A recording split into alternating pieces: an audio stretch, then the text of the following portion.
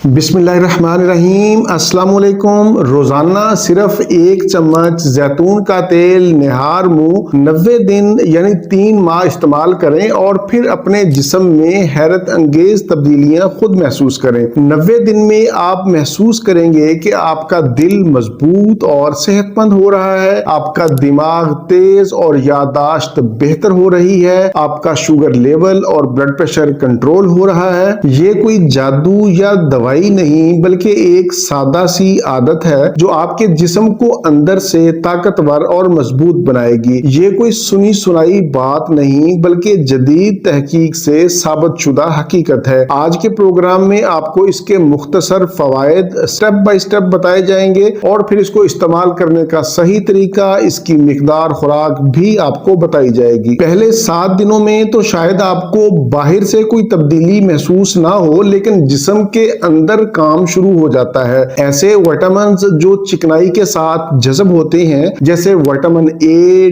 D, ई और के, ये पहले से ज्यादा बेहतर तरीके से जज़ब होने लगेंगे। मतलब ये कि तकरीबन 40% तक आपका जिस्म ग़िज़ाइयत को पहले से बेहतर तरीके से इस्तेमाल करना शुरू कर देगा। पहले 3 हफ्तों में आपके जिस्म की सोजश, आपका ब्लड प्रेशर, आपके जोड़ों की दर्दें और थकावट में बेहतरी आएगी। आप महसूस करेंगे कि आपके दिल पर दबाव कम होगा। 45 दिनों के बाद आपका मैदा और आपकी शुगर बेहतर होना शुरू हो जाएंगे, कब्ज का खात्मा होगा, हाजमा बेहतर होगा, शुगर लेवल कंट्रोल में रहेगा। 90 दिनों के बाद आप अपने दिल और दिमाग में बेहतरी महसूस करेंगे। इससे खराब कोलेस्ट्रॉल कम होगा, अच्छा कोलेस्ट्रॉल बढ़ेगा, खून की नालियों में ज्यादा लचक पैदा होगी, दिमागी तवज्जो और याददाश्त में बेहतरी आएगी। ये तो थे जैतून के तेल के मुख्तसर और मरहलावार फवायद। अब मरहला आता है कि कौन सा जैतून का तेल कितनी मिकदार में कब इस्तेमाल करना है। आपने